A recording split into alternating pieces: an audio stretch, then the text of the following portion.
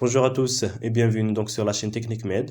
Aujourd'hui, nous explorons donc le passionnant domaine des réseaux de terrain et donc ainsi de la communication industrielle.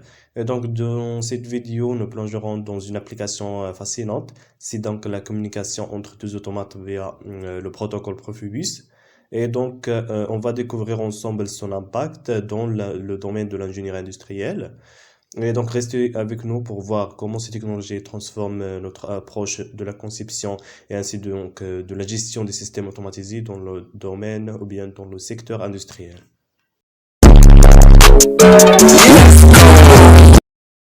Nous allons maintenant aborder le sujet des réseaux de terrain. Alors, ces infrastructures permettent l'échange de données entre les dispositifs industriels.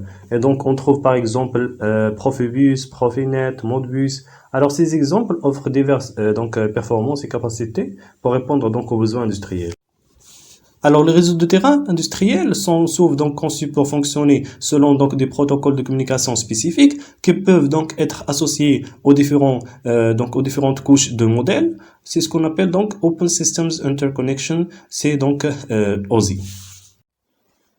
Et comme donc vous pouvez le voir, les exemples illustrés donc dans cette image montrent des protocoles utilisés à différentes couches de modèle OSI et donc ça en respectant aussi donc les protocoles donc qui les relaient. Et voici donc un exemple de Profibus. Alors cette image illustre le modèle OSI pour le réseau de terrain Profibus, mettant donc en évidence aussi donc l'intégration de ce réseau dans les différentes couches de modèle OSI. Alors, passons maintenant aux adresses IP. Alors, les adresses IP permettent l'identification unique donc des périphériques sur un réseau IP et donc la chose qui facilite donc le routage des données. Et donc, ils sont essentiels pour la connectivité et la communication donc entre les différents périphériques et ainsi que donc les systèmes informatiques. Alors, passons maintenant donc à l'autre partie, donc concernant donc la partie de l'application. Alors, cette partie offre une démonstration concrète qui met donc en lumière le processus de communication entre donc deux PLC via le protocole Profibus. Et donc notre démonstration se focalise sur l'établissement d'une communication entre donc les deux PLC des séries 300 et donc 1200. Illustrant donc ainsi donc les différentes étapes ayant donc de la configuration matérielle donc au transfert de données et en passant donc bien sûr par les tests de projet.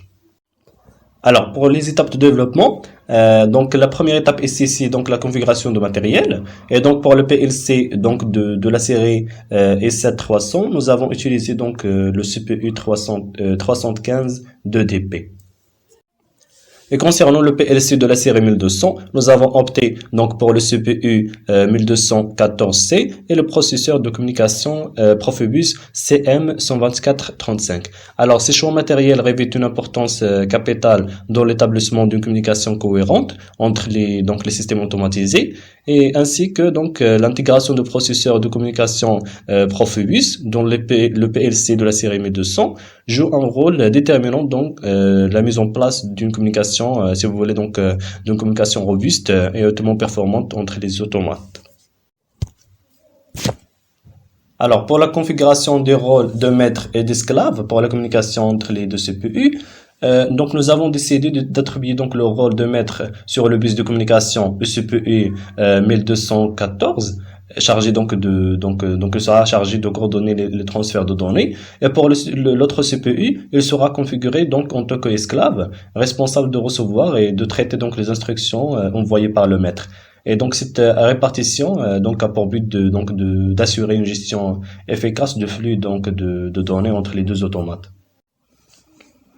Alors concernant la configuration des adresses IP, pour garantir donc le succès de la communication, les deux automates doivent avoir la même adresse IP. Et donc nous avons configuré ces adresses donc dans la zone spécifique à l'Ethernet pour chaque automate. Et donc voici donc l'adresse IP pour le premier PLC et pour le deuxième PLC 1200 on change juste 1 par 2.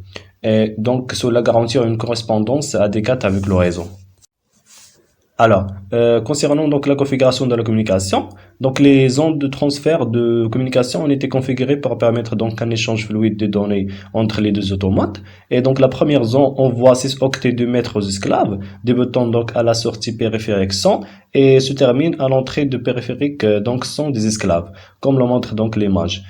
Et dans l'autre diapo, nous observons donc que la deuxième zone récupère donc 6 octets des esclaves, débutant à l'entrée du périphérique 100 et se termine aussi donc à la sortie périphérique 102 mètres. Donc maintenant nous avons arrivé à la gestion des données. Alors dans cette partie, donc les variables ont été ajoutées dans le tableau correspondant. Et donc cette démarche est cruciale pour permettre donc la transmission et le stockage efficace donc des données ou bien des informations entre les deux automates. Donc ici j'ai créé un bloc de données pour stocker donc les informations avec des relations établies entre les entrées et les sorties et les données. Et donc afin de stocker les informations changées, donc ce bloc de données a été créé donc avec des relations établies entre les entrées, les sorties donc et ainsi que donc les données. Et donc cette structuration permet d'organiser efficacement donc les données et de faciliter le traitement. Et donc, dans ces images, comme vous voyez, donc ces images représentent le programme bloc, offrant donc une vue détaillée de la structure et de la logique de programme. Alors, dans ce bloc, nous avons créé donc notre programme afin de le simuler. Donc, de même, le processus a été répété pour l'autre CPU. Donc, des variables ont été intégrées dans le tableau correspondant. Donc, un bloc OCA de données a été créé pour stocker les informations. Donc, le programme associé donc à ce CPU a été ajouté aussi, fournissant ainsi donc une vue détaillée de sa structure et de sa logique. Donc, voici les blocs. Le fichier donc de simulation TIA Portal, vous pouvez donc le trouver dans la description de cette vidéo. Alors, nous avons maintenant arrivé à la partie de test et de vérification. Et pour ça, donc, j'ai créé des tables de visualisation ou bien donc des tables de surveillance. C'est ce qu'on appelle donc le watch table. Alors, ces tableaux de surveillance offrent donc une interface pratique. Ça donc pour nous permettre d'observer donc le flux de données entre les deux automates et 7 1200 et 7 300. Et donc voilà les tableaux créés. Et donc le premier tableau pour le PLC1 et le deuxième donc correspondant au PLC2. Et donc après donc avoir configuré les tables, après avoir donc configuré les tables, la prochaine étape sera de réaliser les tests. Et donc pour voir les échanges entre les automates, j'ai essayé donc de trouver un CPU virtuel pour donc le i7 1200 et le i7 300, mais donc j'ai pas le trouvé. Donc pour ça donc on va bien sûr donc par la suite continuer ce projet donc dans une nouvelle vidéo Inch'Allah. Et donc pour voir donc l'échange des deux informations ou bien des données entre les deux automates. Alors nous avons arrivé à la fin de cette vidéo. N'oubliez pas donc de s'abonner donc à la chaîne Technique Med. Merci et à la prochaine vidéo.